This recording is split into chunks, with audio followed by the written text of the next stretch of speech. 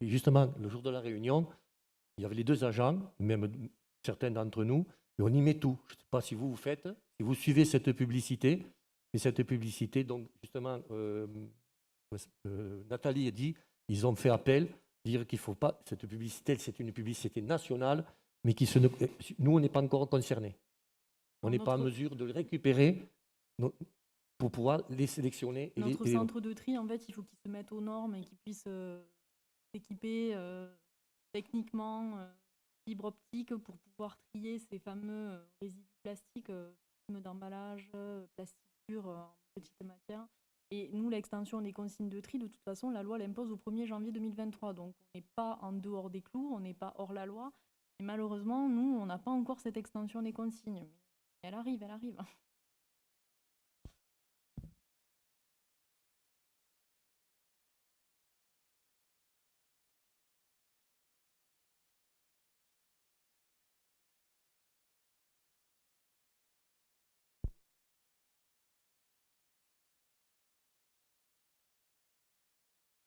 Y a-t-il d'autres questions, remarques, observations Profitons-en qu'on ait une spécialiste, malgré Alors, tous les spécialistes du SMICTOM.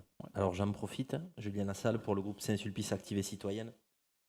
Déjà revenir sur votre remarque précédente, monsieur le maire, concernant les comportements individuels, auxquels globalement je souscris. Mais je pense qu'il faut aussi qu'on se questionne sur le mobilier urbain qu'on met à disposition, notamment les poubelles, parce que on a des gens qui, de manière tout à fait civique, mettent les détritus dans les poubelles, sauf qu'elles sont parfois trop petites et du coup elles débordent assez rapidement. Elles ne sont pas dotées de couvercles, ce sont des petites choses, mais qui permettraient aussi d'éviter, notamment quand il y a du vent, qu'on retrouve ces déchets un petit peu partout. Donc là-dessus, je pense qu'il faut qu'on réfléchisse. Il ne faut pas qu'on oublie quand même la grande distribution qui pourvoit énormément de déchets, que ce soit des emballages plastiques ou cartons. Et là aussi, il y aurait, bon, là c'est plus au niveau de la loi d'agir, mais il y aurait certainement des choses à faire. Et aussi vous avez évoqué la recyclerie, parfait, très bien. Il y a la question du réemploi aussi, des consignes. Plutôt que de recycler le verre, on peut aussi travailler sur son réemploi. Voilà, ça c'était une remarque d'ordre général.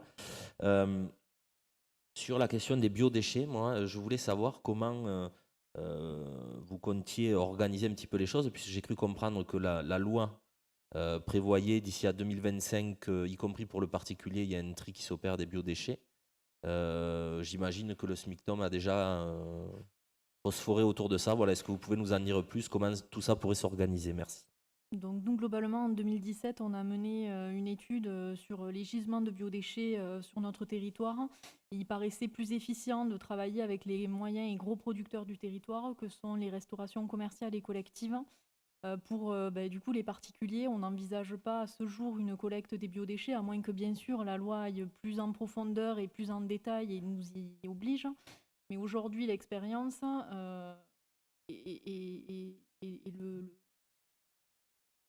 le mouvement dans lequel on s'inscrit, c'est plus d'inciter les gens à composter leurs déchets via l'opération du kit de compostage.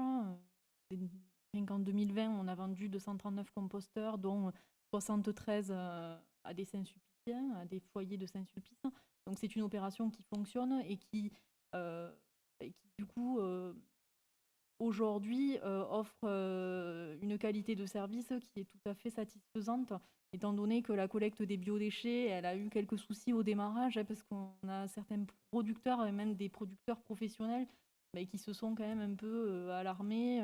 C'est vrai qu'une collecte de biodéchets par semaine, il y a des verres, il y a des gros verres, donc effectivement, l'adapter à une collecte au niveau des particuliers, pas à l'heure actuelle.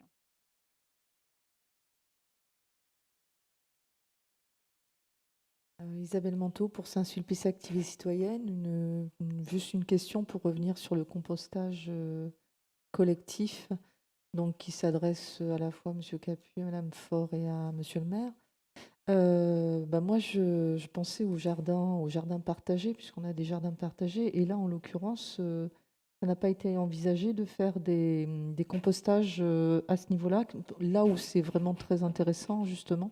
Il y a les jardins des Portes du Tarn, donc là, c'est la SPLA, et les jardins en centre-ville, je crois. Donc, Alors, je peux répondre? Merci. Donc, je vous réponds, les deux personnes qui sont référentes, les deux référentes du composteur collectif, ce sont des gens qui sont du jardin partagé. Voilà. Elles sont deux, même elles seront trois exactement. Voilà. Donc, pour l'instant, pourquoi on ne l'a pas mis au jardin partagé? Parce que vous pourriez dire, pourquoi vous ne l'avez pas mis au jardin partagé? C'était l'endroit idéal. Mais c'est à côté des jardins partagés. Et les jardins partagés, ce sont les jardins partagés. C'est des gens qui disent, je vais faire du jardinage. Le compostage collectif, c'est pour les Saint-Sulpiciens. On voyait mal que les gens, rue, de n'importe quelle rue, aillent rentrer dans les jardins partagés et aillent se mettre dans le composteur collectif. Ça, moi, je l'avais envisagé personnellement comme ça. Et puis finalement, je me suis aperçu que ça ne pouvait pas être compatible. C'est pour ça qu'on l'a mis juste à côté. Voilà, ce sera à côté un peu plus loin que les bornes de recharge. d'accord, merci. Mais il y a aussi, je pensais, parce que justement, on parlait des déchets verts tout à l'heure, cette quantité de déchets verts qui reste très intéressante aussi pour les jardins. Sur les composteurs collectifs, il n'y aura pas de déchets verts. Alors voilà, il faut bien faire les choses. Hein. Les Le composteurs. composteur, c'est Oui. c'est à destination des biodéchets. Les Voilà. déchets verts, Oui, j'ai compris. ça doit être déposé avec parcimonie. Sinon, en fait, on vient modifier l'équilibre du coup, de toutes les substances, de tout l'écosystème qui s'est construit. Et effectivement, les déchets verts en grande quantité, en fait, à part faire un flop, voilà, non. À part du broyat, on fait un mélange, des couches successives, on remue régulièrement, tous les jours, et à force, ça devient du compost. Voilà. Et après, on le met en maturation. Mais, écoutez, si vous êtes intéressé, je vous invite, si vous le souhaitez, à venir la prochaine fois quand on va commencer. Et si après, peut-être, pourquoi pas, dans un quartier, vous pouvez devenir référente. Et je vous invite de devenir référent. Ce n'est pas aussi une grosse charge, parce que d'être référent, on se dit, je vais être responsable. Non. Il y a Nathalie Bounour, qui est la technicienne.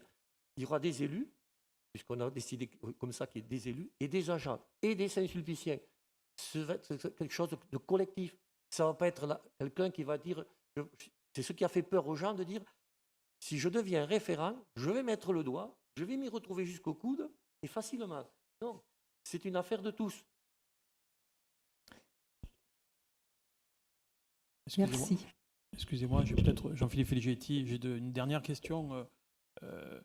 On subit comme toutes les communes un certain nombre de déchets sauvages faits par des personnes, je dirais, mal intentionnées ou des entreprises, je n'en sais rien finalement, mais je le constate, je dirais, notamment dans l'endroit où j'habite de manière régulière. La question que je me pose, parce que je suis ignorant sur le sujet, c'est quelles sont les pratiques, je dirais, commerciales pour accueillir des déchets venant des entrepreneurs dans les différents endroits de récolte? Alors nous, Ça, je le sais, mais comment? nous globalement, jusqu'à 2018, on avait pour certains de nos professionnels du territoire, on leur ouvrait un compte, effectivement, ils pouvaient déposer directement en déchetterie, mais là encore avec des tonnages qui s'assimilaient à des particuliers. Donc en fait, occasionnellement, ils venaient déposer leurs cartons, leurs petits restes de chantier. Donc on a maintenu l'accès pour ces petits professionnels.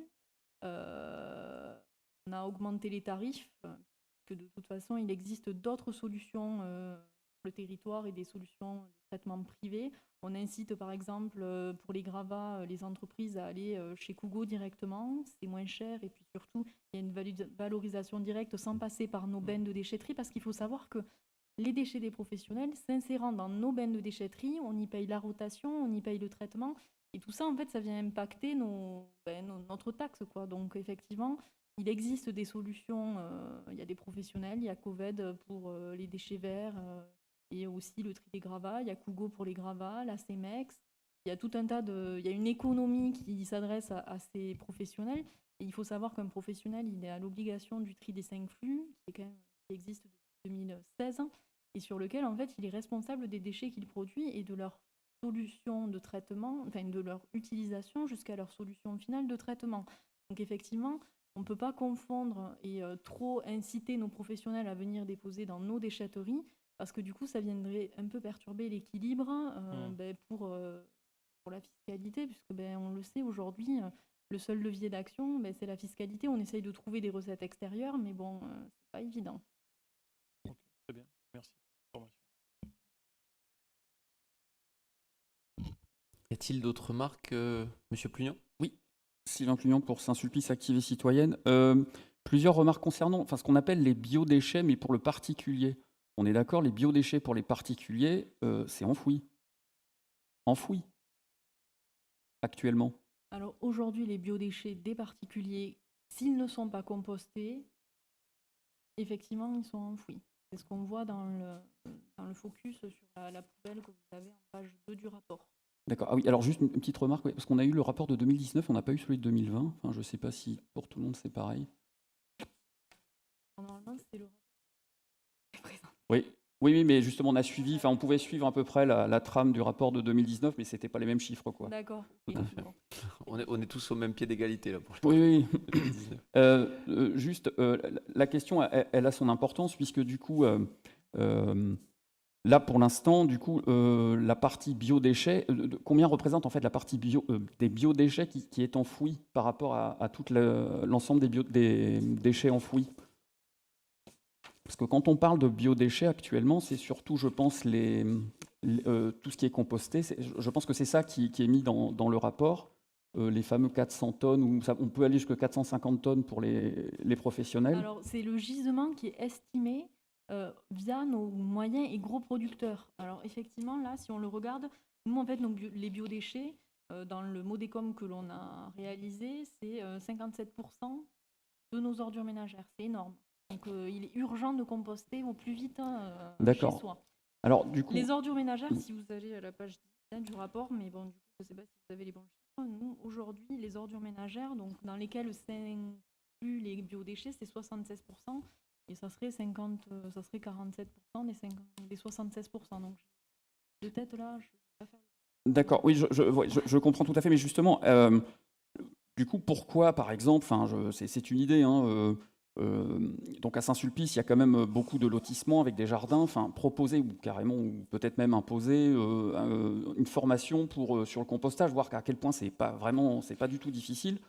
Parce que quand vous disiez, je crois, 73 composteurs cette année. Non, mais 73 foyers qui se sont équipés en 2020. Et bon, il y en a eu plus les années précédentes. Les chiffres. Non, j'entends, mais je ne sais pas combien de composteurs ont été comme ça donnés aux personnes. La proportion. Fil de l'eau, donc 30%. Alors, selon une enquête qu'on avait menée il y a quelques années, 30% de nos foyers étaient équipés de composteurs fournis par le syndicat. Après, vous avez aussi les particuliers qui font du compostage en tas et qui n'utilisent pas forcément un composteur en silo ou acheté par le syndicat. 30% de nos foyers étaient équipés de composteurs. Je ne sais pas, est-ce qu'on peut, par exemple, via l'urbanisme, dès qu'il y a un permis qui est déposé, via le PLU... Faites la promotion. Comment ? Faites la promotion, c'est une action qui est menée depuis 2007, donc c'est vrai qu'il y a eu un grand engouement au départ sur cette opération. Elle s'est un peu essoufflée. Nathalie Bonnour est arrivée en 2018, donc on compte sur elle, et ça fait partie de ses objectifs, du coup, de relancer l'utilisation des composteurs, parce que effectivement, il y a des gens qui se sont fait en tout début, qui au final, qui ont trouvé que c'était un peu compliqué, donc ils se sont arrêtés, et c'est aussi d'aller les raccrocher à cette opération de composter ces déchets, ces biodéchets, quoi. Voilà. D'accord.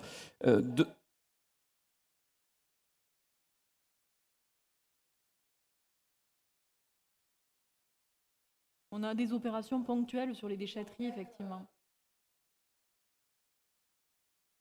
D'accord. Elles se sont passées au jardin partagé. Deuxième chose concernant, du coup, je vois qu'il y a la méthanisation qui est faite justement sur ces biodéchets. Pourquoi utiliser ce principe ? Alors, la méthanisation, c'est uniquement pour les biodéchets des moyens et gros producteurs, parce qu'en fait, les biodéchets en tant que tels, donc c'est la préparation, reste de préparation, mais aussi les restes de repas.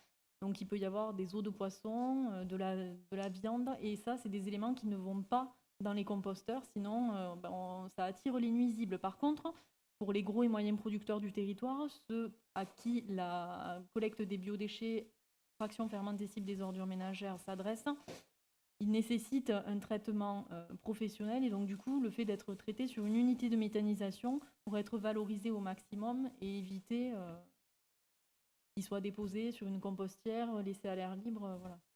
C'est pas le même process de... D'accord, mais du coup, dans le document, enfin en tout cas celui de 2019, je suppose que c'était pareil en 2020, C'est parce pareil, que vous avez ouais. exactement la même chose.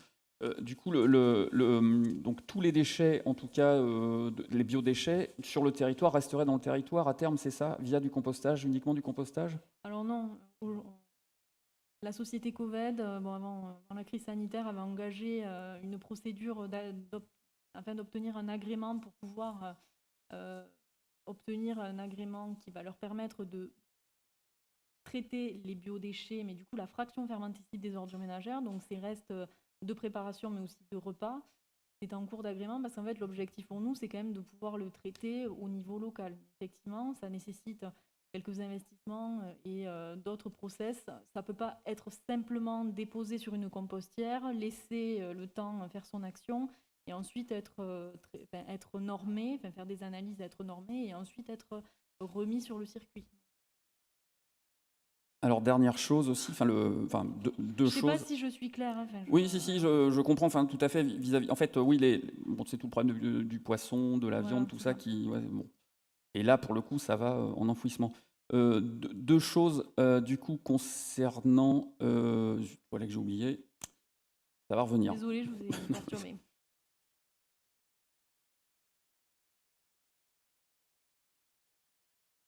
Non, mais c'est vrai que pour répondre, pour enchaîner avec ce que disait Monsieur Plugnon, l'histoire du compostage et notamment le fait que la collectivité, avec le partenariat du SMICTOM, impulse ce système de compostière collective, notamment aux endroits qui sont sélectionnés parce que les gens habitent en appartement, parce que c'est pareil, compostière, quand on a une maison et un pavillon et du terrain, formidable, mais quand on est en appartement, un peu plus compliqué.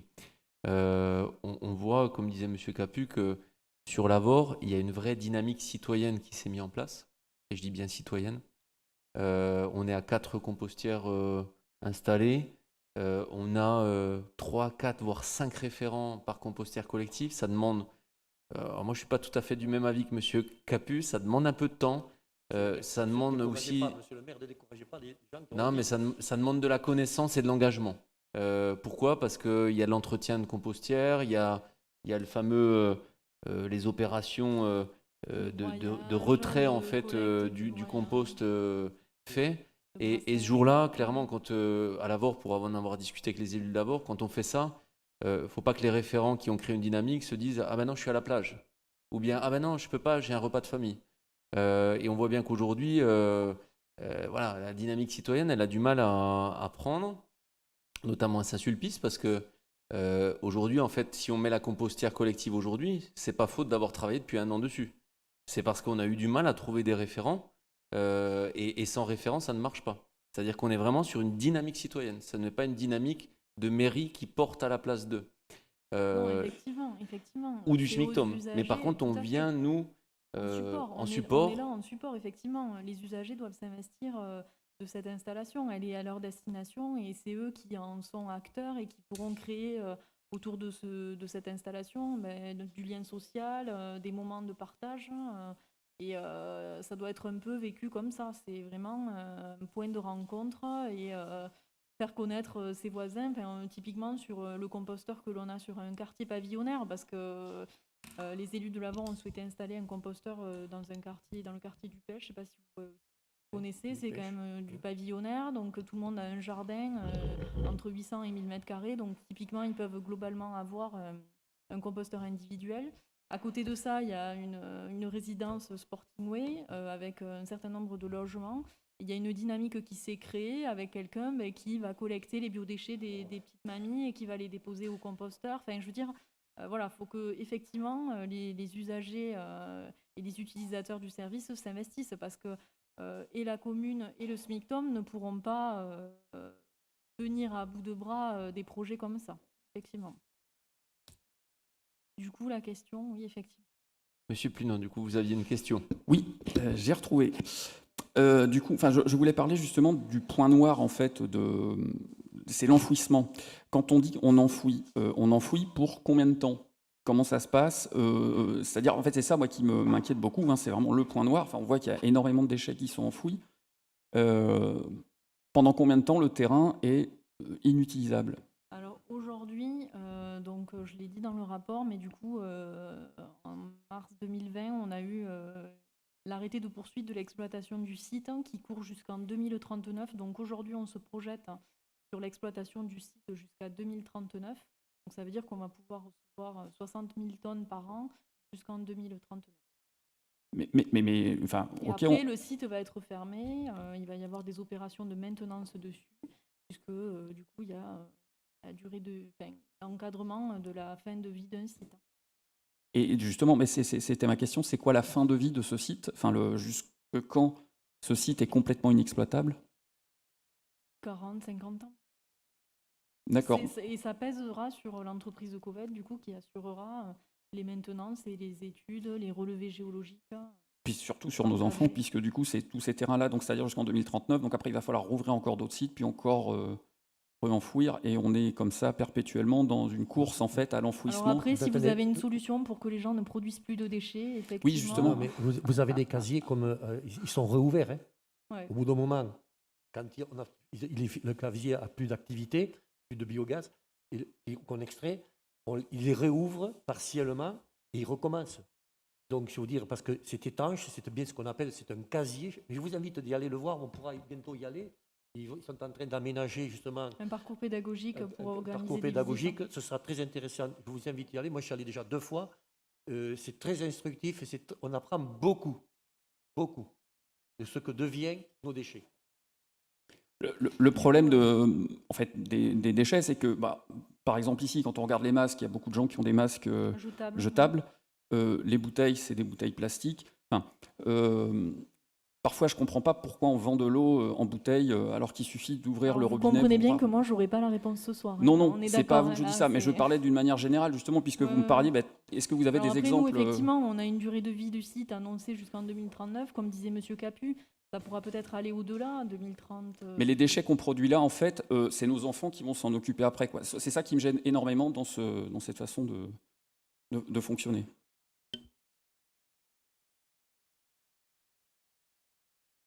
Du coup, là, ça appartient, en fait, c'est des choix d'élus. En 1981, ils ont fait l'acquisition d'une parcelle qui avait des caractéristiques géologiques qui pouvaient permettre d'accueillir un centre d'enfouissement. Aujourd'hui, ça s'appelle une installation classée de stockage de déchets non dangereux, effectivement.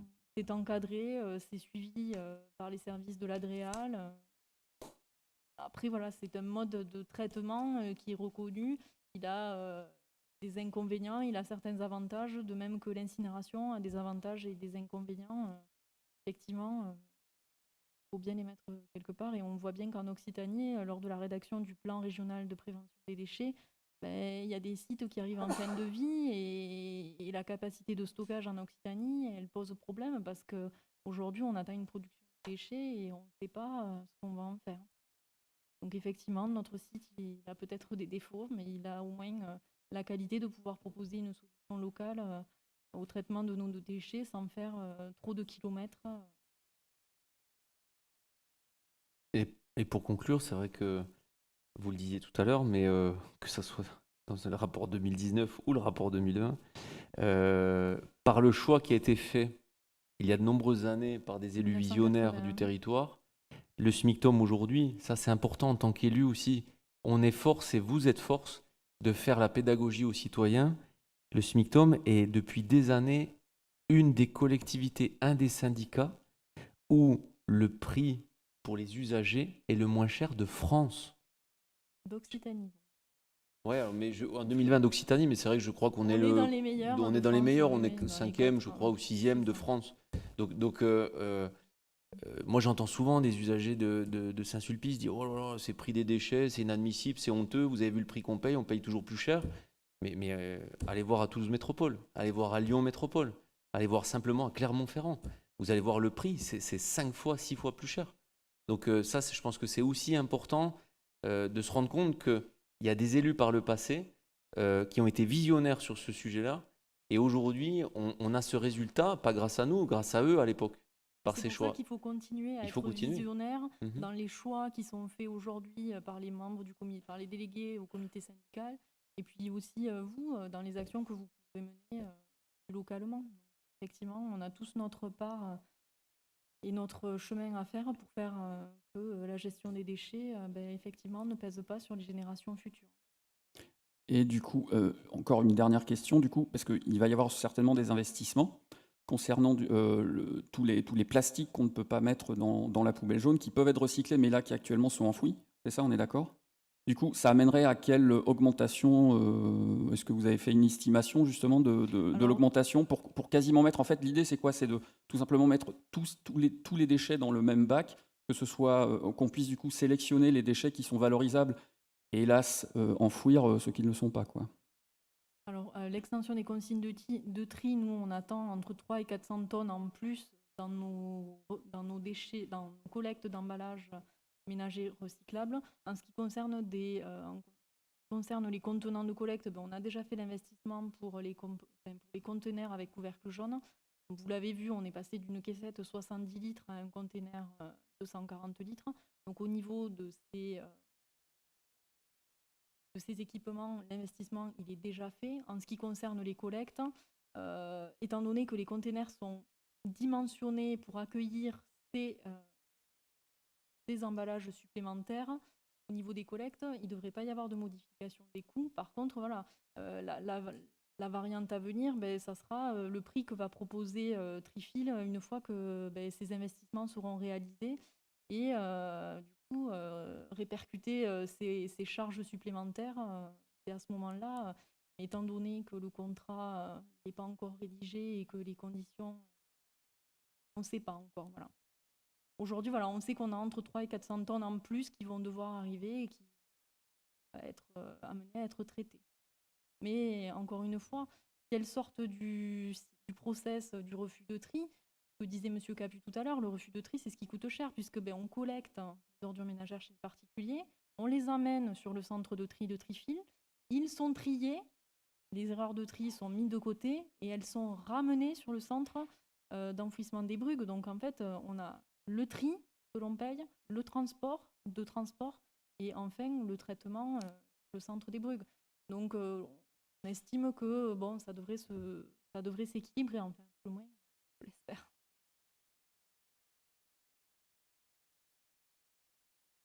Plus de remarques ou de questions? Profitez-en.